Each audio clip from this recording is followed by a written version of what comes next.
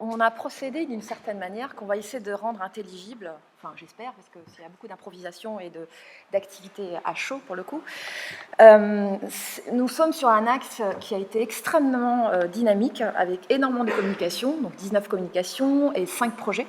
Il y en a eu encore plus, je crois. On nous a enlevé à un moment donné parce qu'on était un peu noyés sous la masse de communications et de projets en l'occurrence.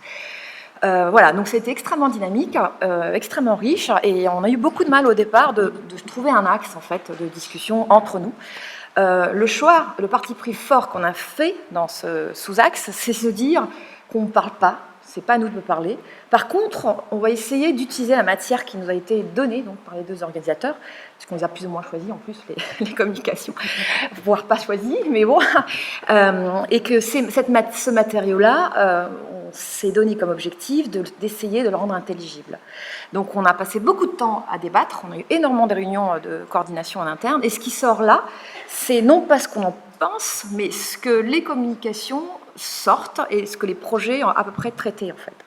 Donc ce qui est ressorti au bout de, je sais pas, peut-être 5 réunions, c'est qu'on est arrivé à classer nos 19 coms et les projets dans 4 sous-axes qui sont ressortis de manière assez forte, à l'exception peut-être d'une communication qui est un peu mal classée. Mais globalement, les 19 plus 5 rentrent un petit peu dans les 4 axes en fait, majeurs. Donc il y a eu un gros pavé lorsqu'on a un peu sorti la notion d'activité, enfin voilà, c'est les organisateurs, sur la question de l'activité, l'organisation et la problématique de risque. Un pavé de 4-5 communications, un énorme pavé de 6 communications et projets également, sur la question de comment concevoir, organiser la participation. Voilà, c'est quelque chose qui anime beaucoup les communications. Ensuite, il y a eu un sous-axe également qui est ressorti de manière forte, c'est ce lien avec l'organisation, c'est-à-dire que l'activité est organisée, mais elle organise également. Donc là, on a eu 4-5 hommes, je crois. Irène, tu me corriges. Et le dernier axe, on a eu les communications qui ont interrogé les modèles qu'on utilise en ergonomie. En quoi ces modèles sont encore d'actualité ou pas. Donc ça, ce sont un petit peu l'ensemble des communications et les projets en grandes catégories. Donc, du coup, on s'est structuré à 7 de façon à satisfaire cette remontée.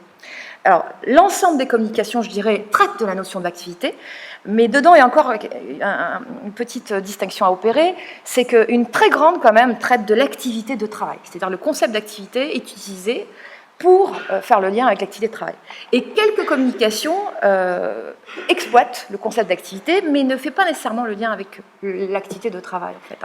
Voilà, donc ça, c'est pour présenter l'ensemble, les 4 axes qui étaient les nôtres, et la manière dont on s'est organisé. Donc on va essayer de vous restituer ce qu'on a retenu des différents axes. On va commencer par le premier axe, donc la question oula, c'est de l'improvisation. Ce premier, oui, c'est pas grave. C'est l'activité, organisation et risque. Donc le sous-thème, donc géré par Laurent Van Meghem et Marie-Christine Leport, qui est dans la salle quelque part. Mais voilà. Je voudrais juste rajouter un point. On a un exercice qui est difficile.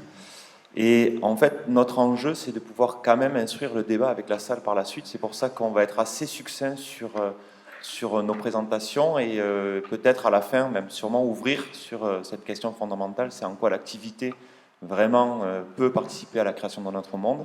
Et on compte vraiment sur vous pour pouvoir rebondir et interagir avec nous sur cette question de l'activité qui nous concerne tous. Le sous-axe, donc, relatif au lien entre activité, organisation et risque, c'est justement l'idée de tenter de savoir faire cette mise en lien de l'organisation vers la santé et la sécurité en l'instruisant par l'activité. C'est ce qui est apparu à travers les communications, dont on peut penser d'ailleurs que ce lien entre organisation et santé et sécurité, il a particulièrement émergé dans l'histoire de l'ergonomie à l'époque des TMS, où ce lien s'est avéré extrêmement pertinent, alors que ce n'est pas forcément intuitif d'ailleurs sur la problématique des TMS qui pourrait être prise d'un point de vue très biomécanique, mais finalement c'est bien la question du lien entre organisation et santé qui a émergé, qui aujourd'hui se focalise plus sur, et notamment c'était très, très visible dans les communications, sur les liens organisation RPS, on devrait dire plutôt d'ailleurs TPS, troubles psychosociaux, avec quand même peut-être un manque sur l'idée que on pourrait aussi envisager les liens sur la santé du point de vue pas simplement des effets négatifs, mais aussi du développement de la santé, du développement de la dimension psychosociale du travail, par exemple. Autrement dit, dans les valeurs positives qu'il y a liées à la santé, qui sont aussi une ressource. Il nous semble quand même que l'enjeu pour l'ergonomie ici, c'est de disposer d'une approche de l'organisation pour pouvoir instruire ces questions-là, ce qui n'est pas forcément facile, surtout si on peut considérer que l'organisation, c'est aussi une question qui se joue dans les interactions entre les différents sujets, et que ce qui se joue dans l'interaction, ce n'est pas forcément exactement la même chose que l'activité qui se joue chez les sujets. L'interaction se joue à l'interface des sujets, cette interaction, et que cette manière cette focale, en quelque sorte, qui est très habituelle chez les sociologues, par exemple, est peut-être pas si habituelle que ça pour les ergonomes. Et puis enfin, on pourrait se dire aussi qu'il peut y avoir un risque quand même pour l'ergonomie en instruisant cette question-là, c'est de tisser des liens un peu trop rapides entre des éléments de l'organisation et des effets sur la santé et la sécurité, sans finalement que le passage par l'activité soit suffisamment instruit.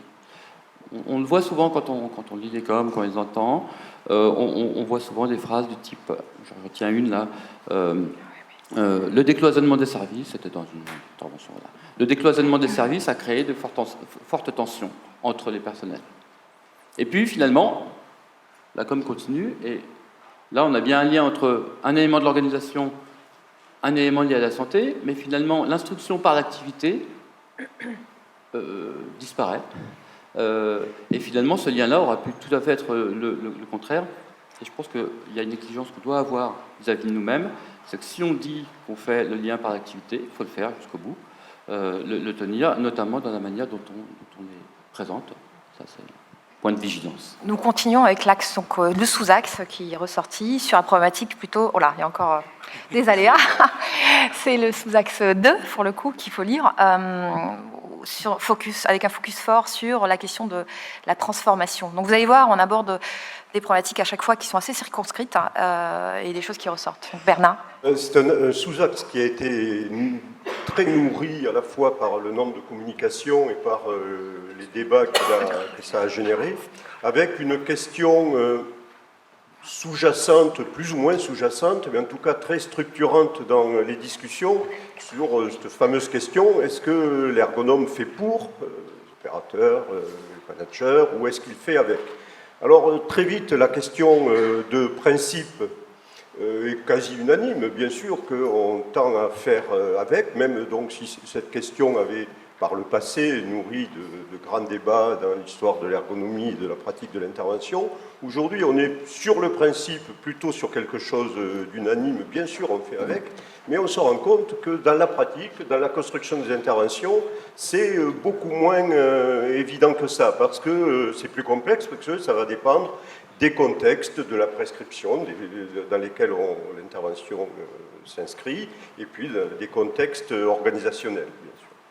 Voilà. Et deuxième élément dans les discussions, on se rend compte, ça fait écho un peu à ce que présentait aussi Geoffrey Beaujoin tout à l'heure, c'est que la participation, elle est toujours tendue entre une visée qu'on pourrait qualifier d'instrumentale, c'est-à-dire à travers la participation des opérateurs, mais au sens le plus large possible, de quelque niveau que ce soit, on cherche à rendre plus efficaces nos interventions, à recueillir des éléments du travail réel, à simuler l'activité, etc., etc. Donc il y a cette vision instrumentale dans la participation, mais il y a aussi une visée qui est plus politique.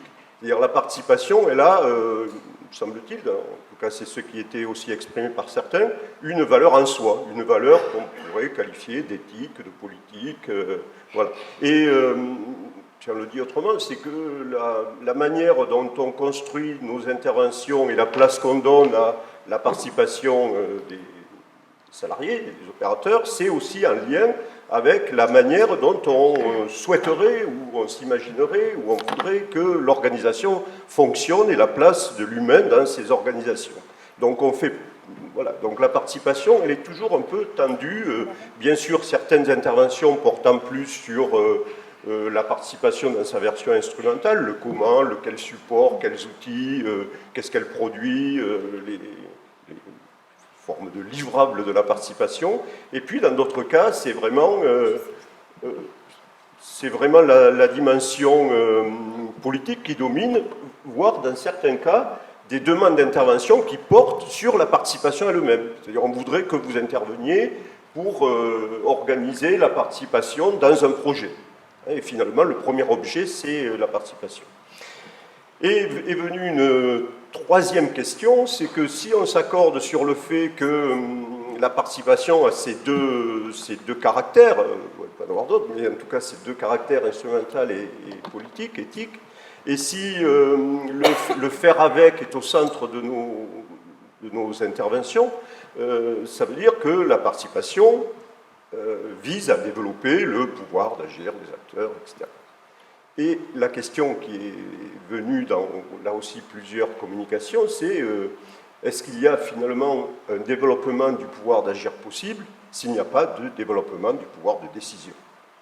Et donc la place de faire participer et laisser finalement la question du pouvoir, de sa distribution, du fait de donner, comme à quelqu'un, une parcelle de souveraineté à chaque acteur dans l'entreprise. Est-ce que cette chose-là, on la traite et comment on la traite? Donc voilà, est-ce qu'il y a pouvoir d'agir sans pouvoir de décision? Bien sûr, il faut discuter du périmètre du pouvoir de décision. Et donc ça, dernière interrogation, a mené à s'interroger sur la nature même et la construction et notre manière d'intervenir. Est-ce qu'on est toujours, ça a été aussi évoqué dans des axes précédents, est-ce qu'on est toujours sur le type d'intervention en réponse à une demande et on attend la demande pour intervenir, ou est-ce que le terme qui a été peut-être le plus employé dans notre session, c'est le terme d'accompagnement? Donc est-ce qu'on construit nos interventions plus sur un mode d'accompagnement, quand on peut bien sûr, que sur un mode plus classique Cet axe-là qui comptait le plus de communication, finalement, dans l'axe 4, sous-axe, je vais y arriver, le focus était essentiellement sur la transformation, c'est-à-dire comment transformer à partir de l'activité, et donc comment on transforme l'activité. Donc Bernard l'a dit, un ensemble de communication essentiellement braqué sur la méthodologie, donc concrètement, comment on fait la participation, simulation, atelier, enfin voilà, un ensemble de choses pour méthodologiquement construire. Et aujourd'hui, on sent qu'il y a une maturité sur, mais finalement, en faisant cela, qu'est-ce qu'on bouscule dans les organisations en termes de processus décisionnel et comment, du coup, en tant qu'ergonome, on rentre à questionner la manière de décider dans les entreprises, en fait. Donc ça, on sent une maturité et une très grande vitalité des différents intervenants sur ces différentes questions, mais à des niveaux d'interpellation qui ne sont pas nécessairement au même niveau. Certains un peu plus stratégiques, effectivement, et d'autres plus sur une question de méthode. Le troisième sous-axe, donc, qui a été géré par Irène. On a intitulé ce sous-axe quand l'activité construit l'organisation et inversement. Donc c'était une volonté un peu de porter ce regard sur enfin, souvent on souligne le fait que l'activité peut produire l'organisation, mais finalement on n'est pas forcément hyper outillé pour porter l'accent là-dessus. Et donc l'ambition de cet intitulé, c'est de dire que l'activité, au cours de l'activité, on est structuré et structurant, on est organisé, organisant.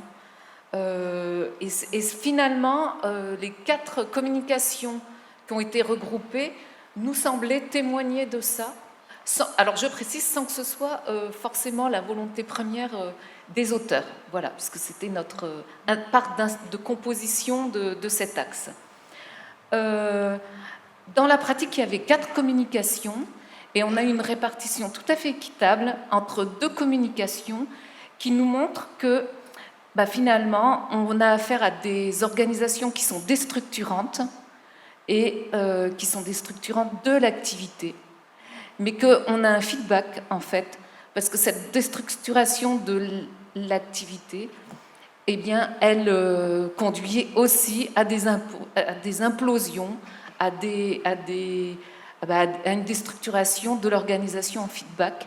Et je trouve que ces communications, enfin moi je me permets de les présenter comme ça, elles illustraient donc ce caractère très incarné de l'organisation dans l'activité, mais en même temps finalement avec des conséquences sur l'organisation. Donc on a eu des beaux exemples de situations de travail où les ajustements sont plus du tout possibles, où le sens, donner du sens n'est plus possible. Et ça s'est illustré dans des situations différentes, dans des EHPAD, ou sur la question... Alors dans des EHPAD avec la question des vacataires, comment on emploie des vacataires dans un système de travail, et sur la sous-traitance de la maintenance, où la sous-traitance de la maintenance fait perdre des compétences qui déstabilisent, au lieu d'aider, déstabilisent l'ensemble de l'activité, des activités et après des structures. Voilà. Et puis on a eu un autre axe qui répondait plus directement au fait que ça montre que l'activité elle est constituante de l'organisation. Mais ce sont finalement, contre toute attente, c'est pas, on ne voyait pas forcément l'activité fabriquer l'organisation, on le voyait indirectement. Et en fait, il y a deux processus qu'on connaît, hein, qui est la construction d'une organisation par du retour d'expérience, donc la capitalisation par l'expérience de l'activité, qui est alors mise en commun, et là on voit un processus qu'on connaît bien sur la construction de l'organisation. Il y a un moment où il y a un passage de l'individuel au collectif, voire pour aller vers ce qui fait société.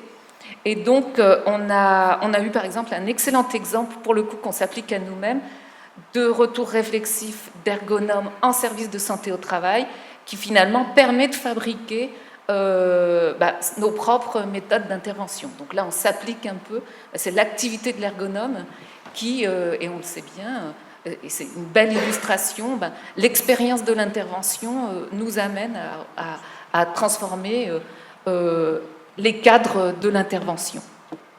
Voilà, donc ça c'était un exemple, et on a eu un autre très bel exemple, alors qui est sur... qui s'oppose... Alors on a le REX d'un côté, qui est un peu a posteriori, et on a la création, l'innovation par un individu dans un système, donc un individu qui était confronté à la création du transport sur des banquises d'eau de mer. Et donc comment une organisation est capable, à partir de l'innovation d'une personne, alors confrontée à des nouvelles situations de travail liées au changement climatique, et bien comment un individu qui a quand même du pouvoir dans le système, mais cette question du pouvoir, elle n'est pas encore travaillée, mais elle mérite d'être précisée, et bien il peut créer une nouvelle forme de production. Et je ne dirais pas d'activité, parce que notre mot d'activité, il est parfois employé comme synonyme de production, et il nous fait perdre de la cohérence aussi dans nos analyses.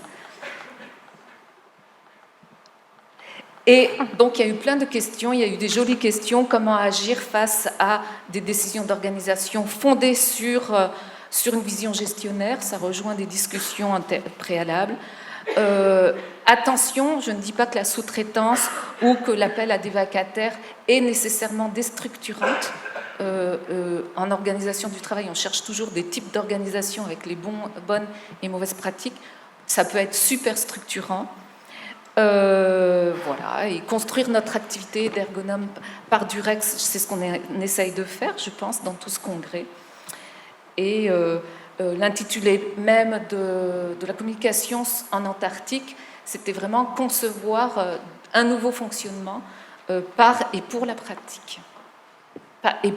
Par et pour l'expérience, pardon. Alors, en travaillant donc sur le contenu de vos propositions, un thème donc qui a émergé est un thème autour des modèles en analyse de l'activité, en analyse du travail. Alors, nous l'avons intitulé « Activité vers de nouveaux modèles ». En fait, ce n'est pas tout à fait vrai, puisque en fait, dans ces 4 communications qu'il y avait lors de la session hier après-midi, 2 communications ont proposé de façon explicite de compléter, d'aménager le modèle de régulation de l'activité que vous voyez sur le diaporama, initialement travaillé par Leplat-Cuny, puis Christode, Tersag, Guérin, Coll, etc. soit 2 autres communications ont utilisé ce même modèle, d'où mon ajustement, là, on passe du pluriel au singulier, ce même modèle pour analyser le travail ou l'activité d'usage. Donc en reprenant ce modèle, juste dire que la première communication en fait, a mis en exergue les déterminants de l'activité dans une situation de formateur de contrôleur aérien. Donc cette étude en fait, a travaillé sur les liens entre des types de tâches en formation face à face, sur simulateur, préparation pédagogique, en essayant de voir les impacts de ce travail-là sur la fatigue et la vigilance de ces formateurs. Autre déterminant, ils ont également étudié le positionnement de ces enseignements dans la journée, matin, après-midi, durée de l'enseignement, etc., pour voir les effets sur le travailleur. Ce qui a été intéressant, c'est les échanges qu'il y a eu suite à cette conférence sur la notion d'exigence de contrainte liée à la demande, qui pouvait amener une certaine forme de prescription sur comment va être menée cette question de l'analyse d'activité. Avec la question de l'analyse, le recueil quantitatif et l'analyse quantitative. C'est ça.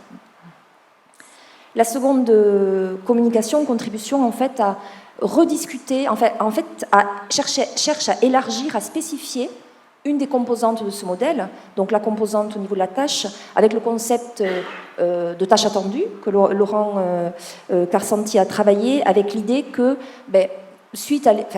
vu l'évolution des activités actuelles, pour le dire vite, mais Benoît complétera, les personnes sont dans excusez-moi, j'ai du mal. C'est au niveau de la question de la prescription, c'est-à-dire qu'à un moment donné, qu'est-ce qui constitue la dimension du travail prescrit entre la question de la tâche et du travail attendu? Tout à fait, avec une pluralité d'attentes de la part des managers, des clients, des collègues, des services support, des partenaires, etc. Ce qui est intéressant là, c'est qu'on vient, au travers de la présentation, sur un questionnement qui est assez essentiel, sur cette notion de prescription, de tâches.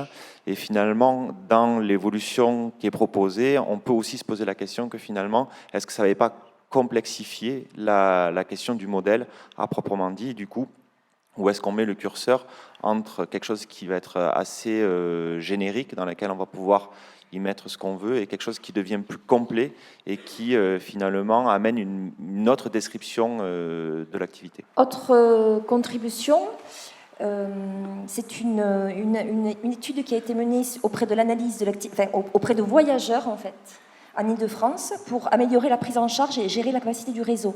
Donc là, on a une contribution très intéressante centrée avec une analyse de l'activité, toujours en phase avec ce modèle, mais une activité d'usage.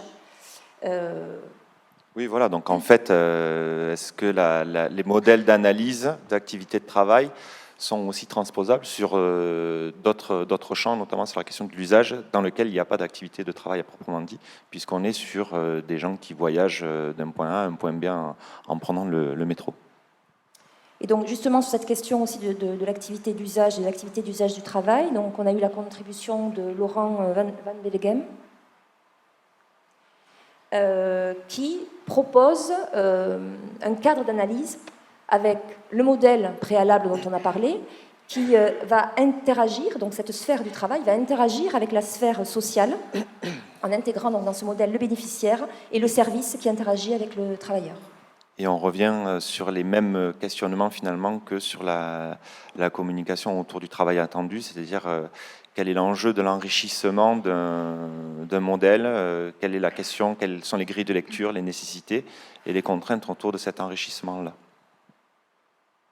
Bon, voilà, on a fini la présentation des 4 axes. Ah non. Juste, suite à ça, justement, des points de débat, de discussion que nous avons eus. Au moment des sessions, mais également dans certains ateliers. Bon, déjà, pourquoi une nécessité de transformer les modèles existants? Il y a eu pas mal de discussions là-dessus, liées donc à l'évolution de la société, mais aussi liées à notre regard d'ergonome, à notre maturité, à notre... On s'est posé la question assez rapidement, mais en fait, ça sert à quoi un modèle? Donc il y a eu beaucoup de discussions sur, ça sert à réfléchir, à analyser, à comprendre. Ça sert à rien? Non, ça sert pas vraiment à rien, en fait. En fait, c'est très important, ça sert aussi à agir, à transformer. Et là, je voudrais faire le lien avec l'atelier Hérobae qui s'est tenu acte 1 avant-hier après-midi et acte 2 hier après-midi, où là aussi on a fait le lien entre les outils d'observation et les modèles.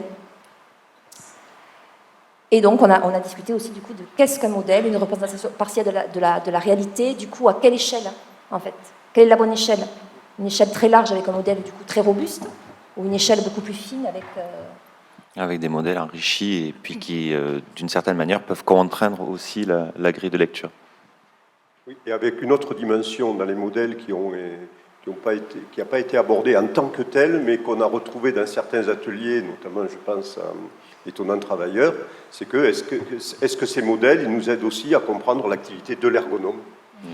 Donc, on n'est pas parti des modèles, on est parti de séquences d'activités, mais finalement, voilà, ils devraient aussi nous aider à ça.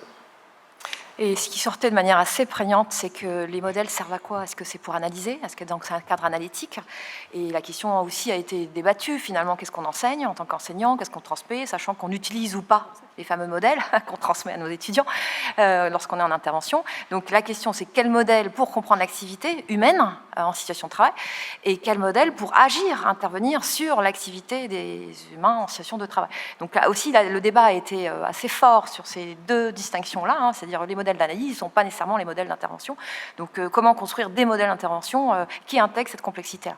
Et l'autre élément qui est ressorti de manière très très forte, ce sont des modèles quand même un peu vieillots pour beaucoup, qu'on utilise, qui sont d'une époque plutôt industrielle, donc années 80, voilà, 90, on sent effectivement une évolution, et que peut-être aujourd'hui, il est question de s'interroger sur la pertinence de certains cadres, notamment cette approche effectivement systémique qui est intéressante, mais est-ce qu'elle répond précisément aux enjeux contemporains aujourd'hui, avec l'introduction des différents acteurs autres, que ce soit des commerciaux qui ont en face d'eux un client ou un patient, voilà, donc l'autre qui est extérieur à la production, effectivement bouscule un petit peu ce cadre-là. Et ce qui sortait dans les débats et avec les différentes communications, c'est de se dire, mais est-ce qu'il ne faudrait pas aujourd'hui, et ça prouve, je dirais, la vitalité de la discipline, qui évolue et qui interroge sa manière de penser et qui interroge y compris sa production, vers quoi on peut aller en termes de nouveaux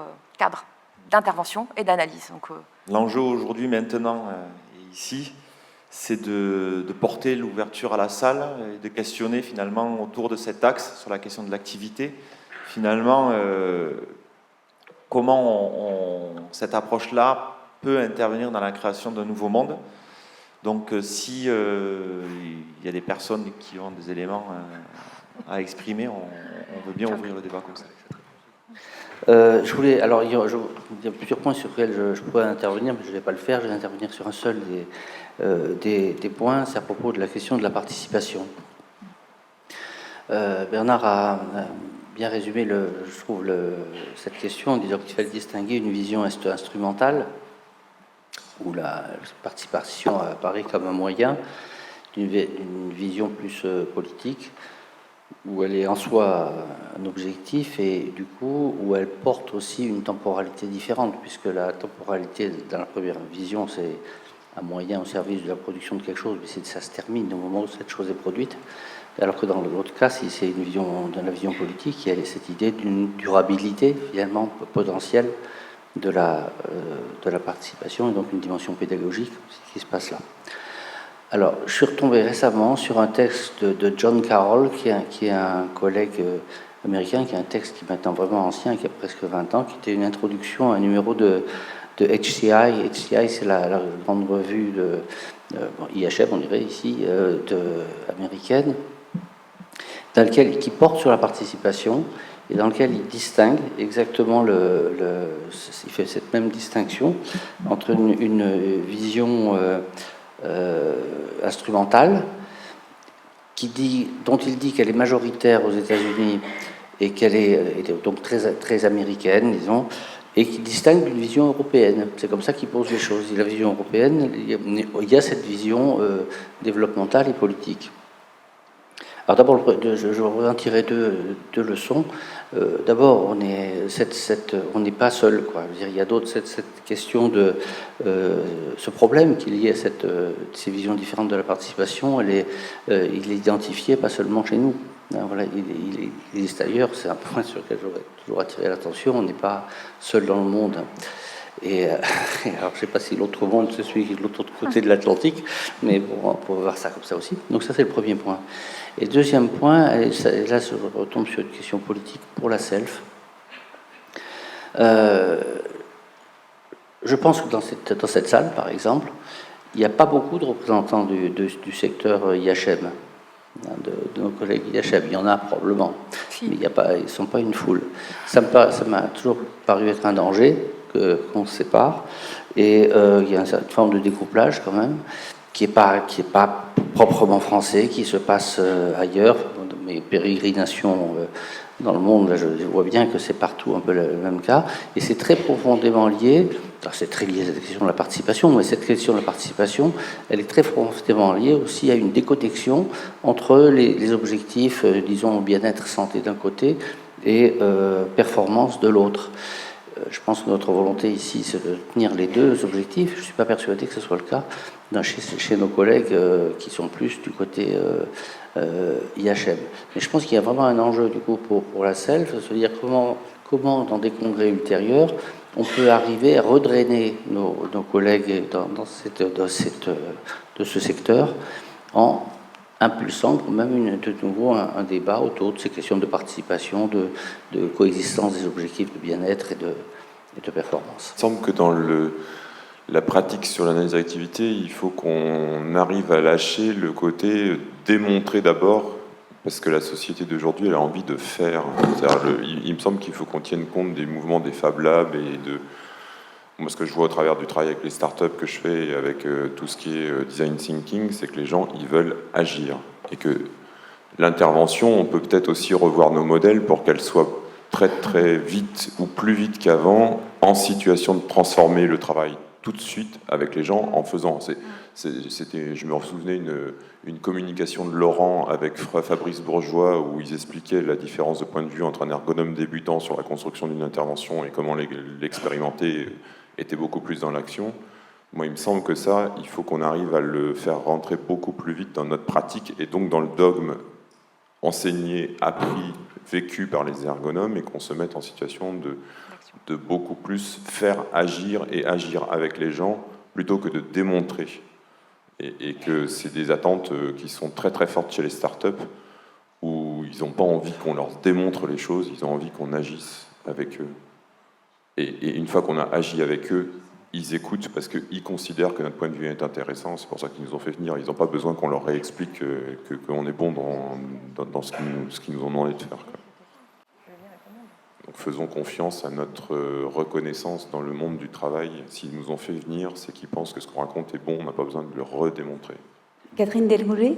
J'avais une question sur la dimension modèle.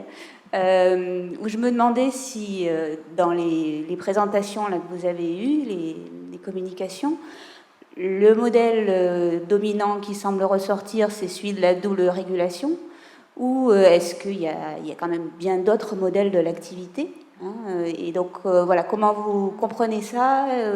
Est-ce que c'était vous une grille d'interprétation des différentes communications, ou est-ce que c'était vraiment le seul modèle qui a été mobilisé pour comprendre l'activité ici? Clairement, ce que dit Damien, voilà, pour agir, on n'a pas peut-être besoin de... À un moment donné, dans la discussion, il y a eu, quand même, ça a été dit qu'on n'a pas besoin de modèle. Donc on est revenu à... Donc, qu'est-ce que c'est qu'un modèle? On a besoin de modèle pour agir. Et puis surtout, à quoi il nous sert dans l'intervention. Est-ce que c'est quelque chose qui est moteur sur l'ensemble de l'intervention qui va définir notre modalité de pratique, ou si finalement c'est juste quelque chose qu'on a derrière la tête et puis derrière on construit en fonction de ce qui arrive. Mais effectivement, il y a d'autres modèles et ce qui est peut-être, alors je ne sais pas si je peux dire dommageable comme ça, c'est que finalement on a quand même une approche un peu normée, entre guillemets, de ce qui pourrait être le modèle de l'activité, alors qu'au final, qu'est-ce qui nous empêche d'aller en chercher aussi ailleurs et d'autres qui sont développés? Enfin, je crois qu'il faut distinguer, il y a explicitement des gens qui font référence au schéma 5 carrés et à ce modèle des régulations, mais implicitement, on est tous porteurs d'une conception sur l'activité. C'est peut-être pas à porter dans les communications. Et là, je pense qu'il y a une variété, parce qu'on a tous pour comprendre, pour agir, on a tous une conception de l'activité pour l'appréhender, quoi.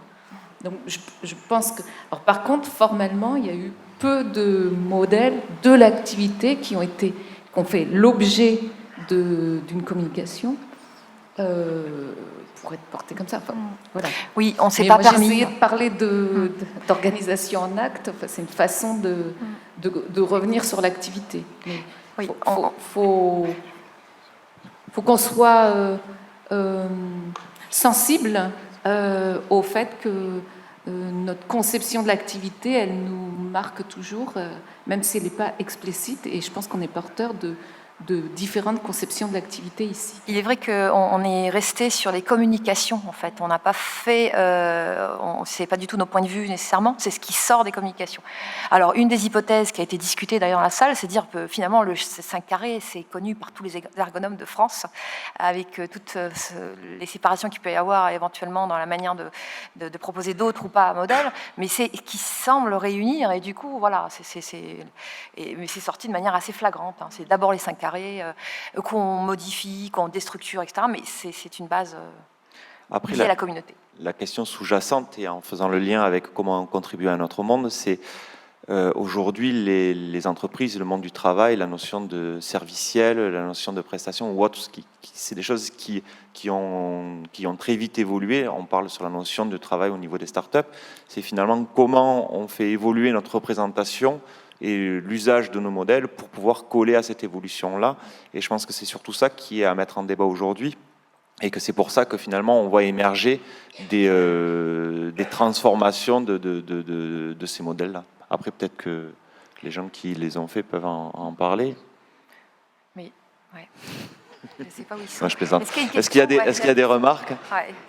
Il y a une question là. Ça pose une vraie question, c'est une question au moins de vocabulaire, parce que vous avez baptisé modèle de l'activité quelque chose qui est un modèle de la mise en relation de l'activité avec tout un tas d'autres trucs. Hein. Donc là, c'est un modèle de relation de l'activité avec autre chose. Alors ça c'est tout à fait raisonnable, mais c'est pas un modèle de l'activité. Un modèle de l'activité, ça modélise l'activité. C'est pas le modèle de la relation de l'activité avec plein d'autres trucs. Hein. Donc, et alors, à ce moment-là, ça devient l'activité. C'est un truc où chacun met ce qu'il veut là-dedans. Hein. Donc c'est un peu ce que dit Irène. Et puis, on la met en relation avec tout un tas d'autres trucs. Mais il y a peut-être un vocabulaire à clarifier, en particulier pour la formation des ergonomes. Quand même. Donc on aimerait bien avoir leur point de vue également sur le lien entre la question de l'activité et le monde.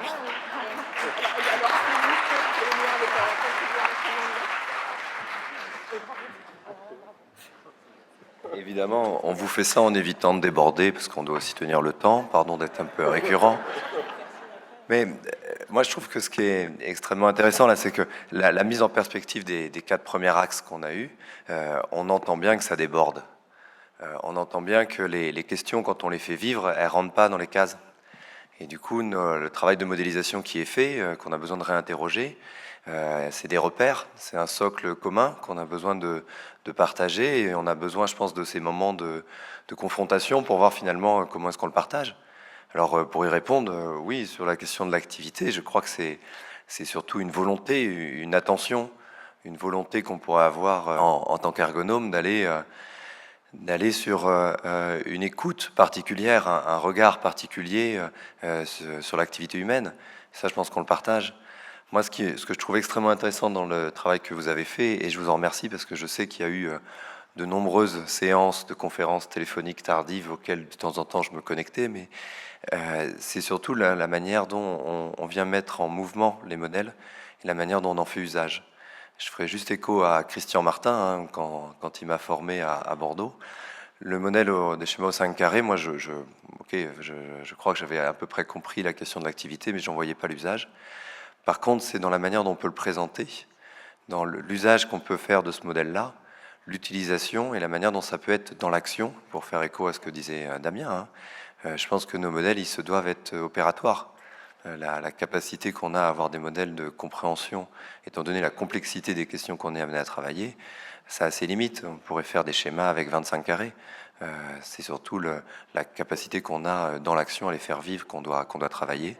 Et pour ça, l'articulation des enseignants, des praticiens et de vous intervenant dans la salle, je pense que c'est le boulot qu'on a besoin de continuer à faire. Ce qui est rassurant finalement dans ces 3 jours qu'on passe avec vous, c'est qu'on est en vie, c'est-à-dire qu'on est vivant et on a envie de changer, d'évoluer, etc. Et que les questions qui se posent à la fois pour les gens qui assurent les formations en ergonomie, comme pour les praticiens ou les intervenants dans les différents milieux qui sont traversés, voilà, on n'est pas plan-plan, on s'interroge et on se questionne effectivement sur une façon toujours de progresser et de faire évoluer cette discipline. Et c'est ça qui est rassurant, j'allais dire.